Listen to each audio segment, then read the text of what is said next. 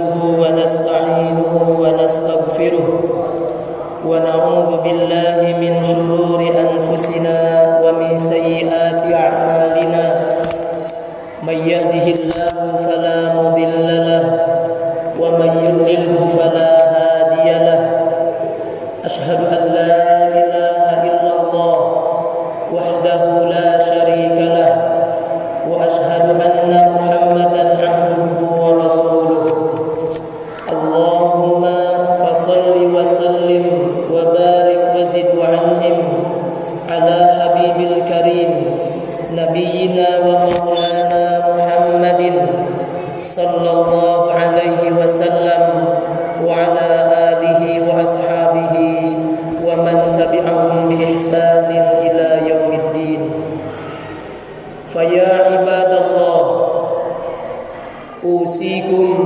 وإياي بتقوى الله وطاعته لعلكم تفلحون.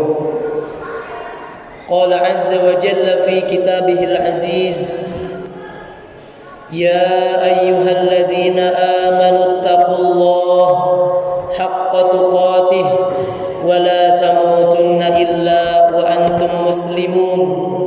يا أيها الذين آمنوا اتقوا الله وقولوا قولا سديدا يصلح لكم أعمالكم ويغفر لكم ذنوبكم ومن يطع الله ورسوله فقد فاز فوزا عظيما. Ma'asyiral muslimin, sidang Jumat rahimakumullah. Sebagai upaya untuk meningkatkan keimanan dan ketakwaan kita kepada Allah Subhanahu wa taala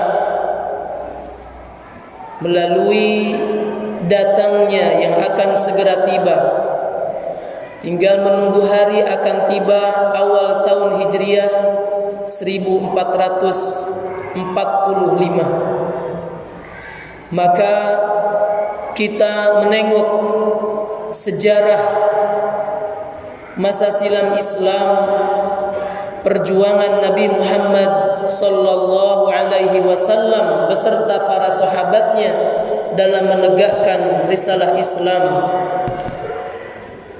Jemaah Jumat rahimakumullah, sebagaimana kita maklumi bahwa dakwah Nabi Muhammad sallallahu alaihi wasallam beserta para sahabat kala itu, tatkala Nabi dan para sahabat masih di periode Mekah, dakwah Nabi tidaklah mulus. Dakwah Nabi menemukan halangan, rintangan, bukan hanya tantangan, rintangan, penganiayaan, intimidasi berupa verbal secara lisan, bahkan secara fisik. Semakin hari kekejaman yang diterima oleh Nabi dan para sahabat ketika mendakwahkan Islam kala itu semakin menjadi.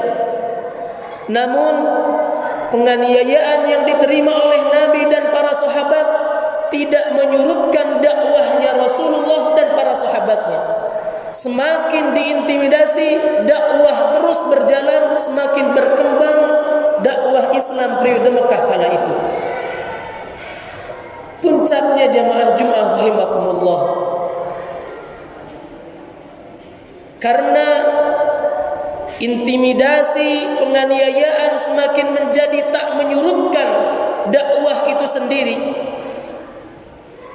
Kaum muslimin yang masuk Islam tidaklah kembali kepada agama semulanya, tidak menjadi murtadin, justru dia semakin kokoh dalam Islam.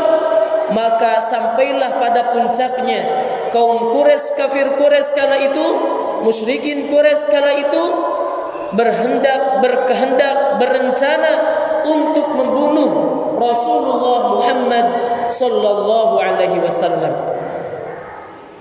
Maka tatkala peristiwa genting itulah, dalam keadaan genting itulah Rasulullah sallallahu alaihi wasallam mendapatkan perintah dari Allah untuk melakukan hijrah dari Mekah berhijrah ke Madinah. Maka Rasulullah diikuti dengan para sahabatnya hijrahlah ke Madinah.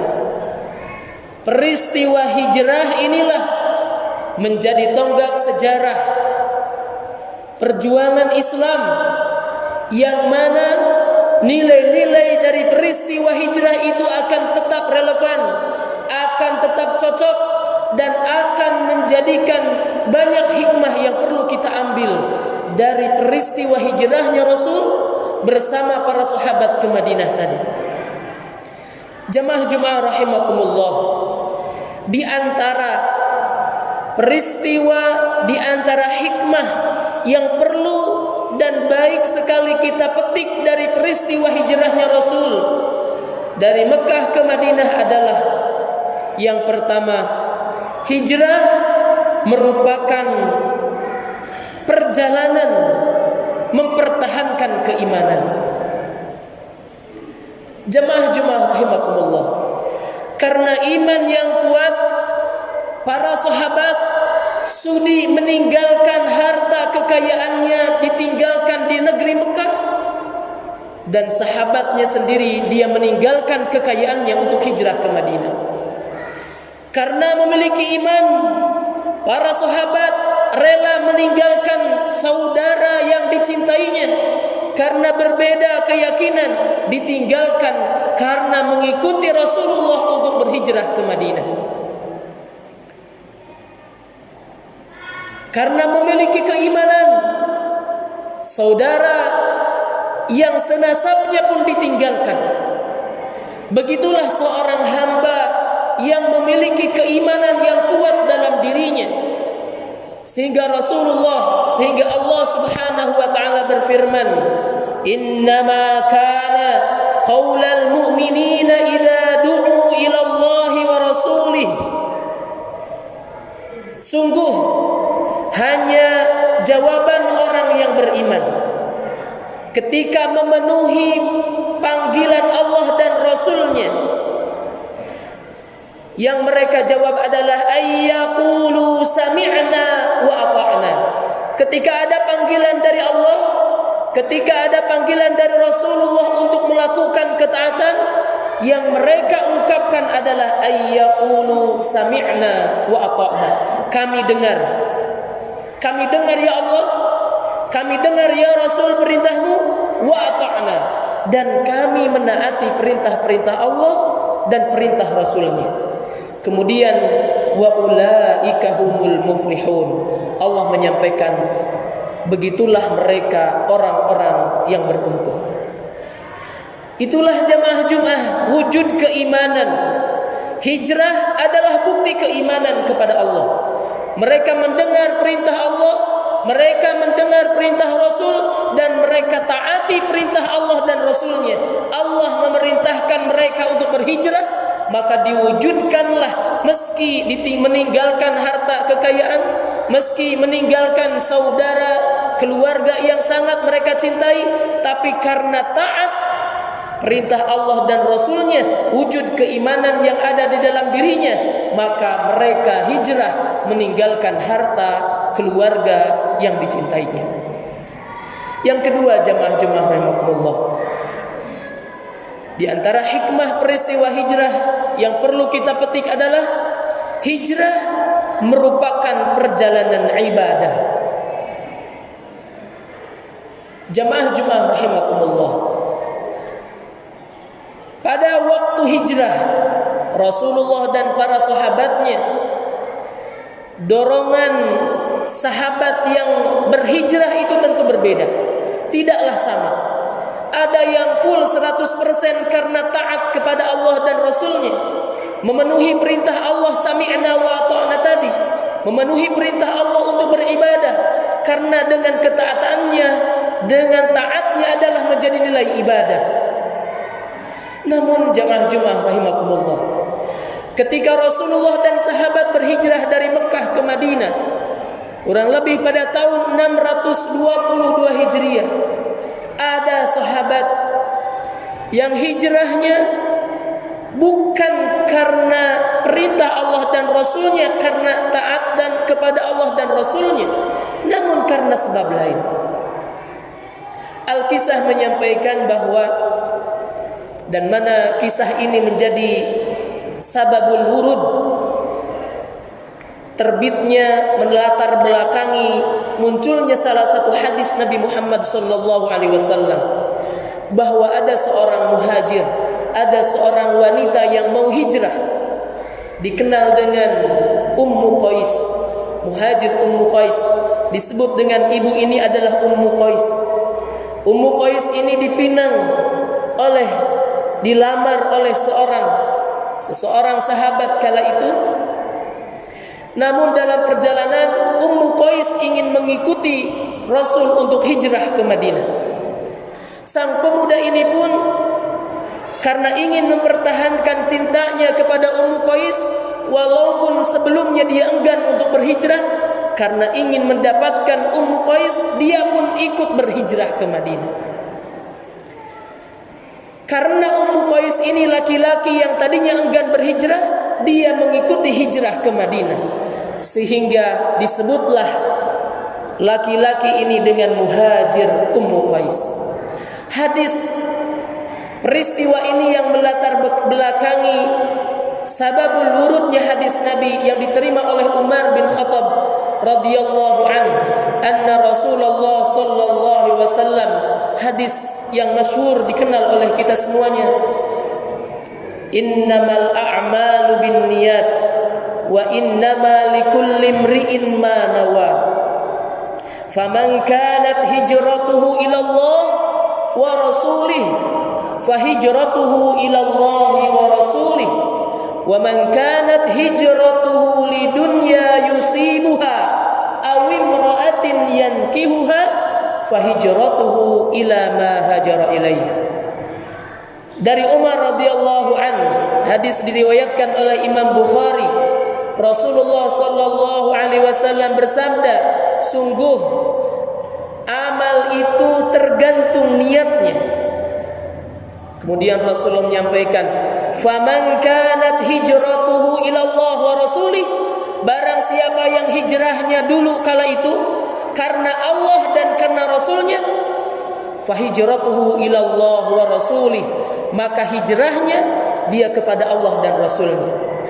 Kemudian Rasulullah melanjutkan sabdanya, wa man kanat hijratuhu lidunya yusibuha, dan barang siapa yang hijrahnya karena dunia yang ingin dia gapainya, awim ra'atin yankihuha, atau karena perempuan yang ingin dinikahinya, maka kata Rasulullah sallallahu alaihi wasallam, hijrahnya dia kepada apa yang dia niatkannya.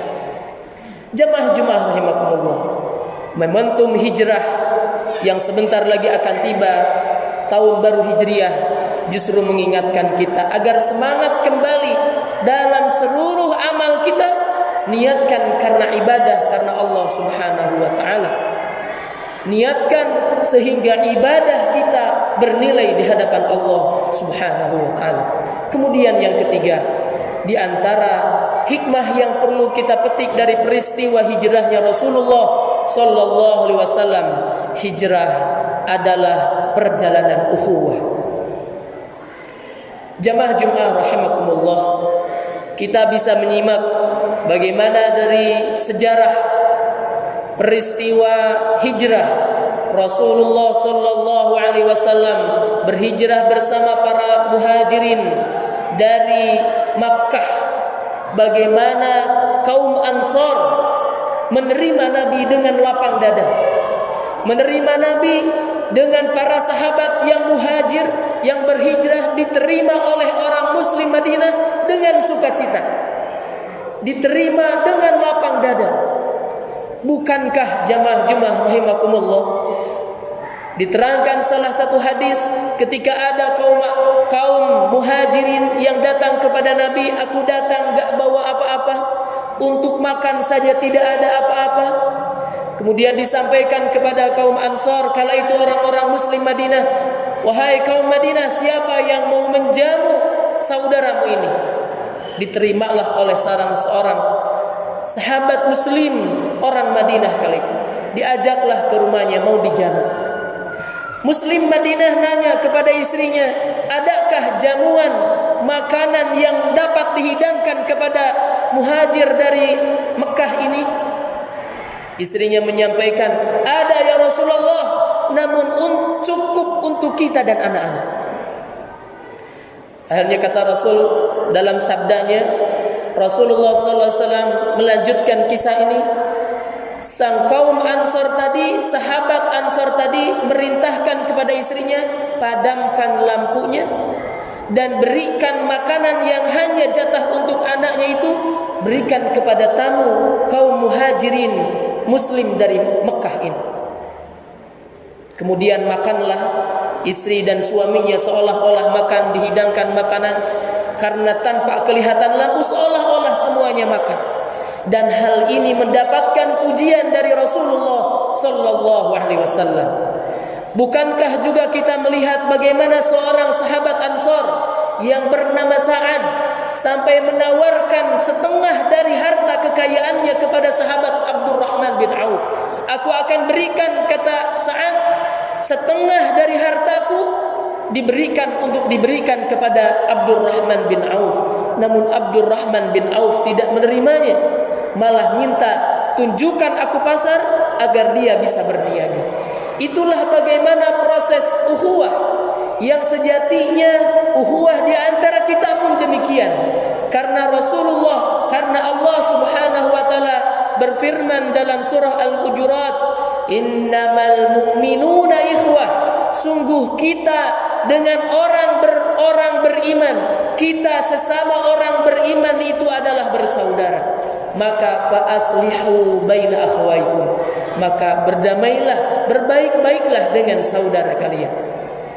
Jamaah Jumat rahimakumullah, Allah Subhanahu wa taala menyampaikan bagaimana kaum Ansar mendapatkan pujian dari Allah, walladzina tabawwa'ud dara wal imana min qablihim yuhibbuna man hajara ilaihim.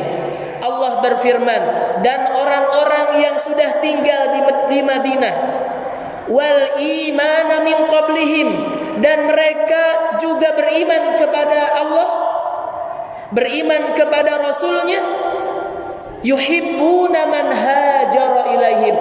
Mereka kaum Ansar mencintai kaum Muhajirin.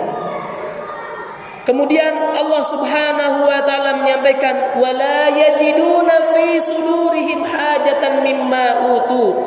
Mereka tidak menaruh keinginan dalam hati mereka terhadap apa yang diberikan kepada mereka kaum Muhajirin. Gak menginginkan apapun kecuali ingin mendapatkan ridho dan balasan dari Allah Subhanahu wa taala. Wa yu'thiruna ala anfusihim walau kana bihim khasasah. Kaum Ansar, mereka mendahulukan kepentingan kaum Ansar, kaum Muhajirin. Orang Muslim Madinah, mereka mendahulukan kepentingan hajat-hajat kaum Muhajirin, meskipun sama-sama mereka membutuhkan atas sesuatu itu. Bahkan jamaah Jumat rahimakumullah, kaum Muhajirin dan kaum Ansar mendapatkan jaminan dari Allah Subhanahu wa taala, mereka akan dimasukkan ke dalam surganya sebagaimana Allah Subhanahu wa taala firmankan, was-sabiqunal awwaluna minal muhajirin wal ansar. Mereka yang lebih awal dari kaum Muhajirin Mekah, wal ansar, dan kaum muslim yang menerima kehadiran orang-orang yang hijrah kala itu, walladzina tabauhum bi ihsan, dan orang-orang yang mengikuti kaum Muhajirin, kaum Ansar, radhiyallahu anhum wa radu'an, dan Allah memberikan pujian kepada mereka, radhiyallahu anhum, mereka ridha, radhiyallahu anhum, Allah ridha kepada mereka, dan mereka pun ridha terhadap Allah Subhanahu wa taala. A'adda lahum jannatin tajri min tahtihal anhar. Allah menyediakan bagi mereka surga dari Allah Subhanahu wa taala yang di bawahnya tajri min tahtihal anhar, sungai yang mengalir di bawah-bawah surganya. Khalidina fiha abada. Kelak muhajirin dan ansor dan pengikutnya akan kekal di dalam surga selama-lamanya.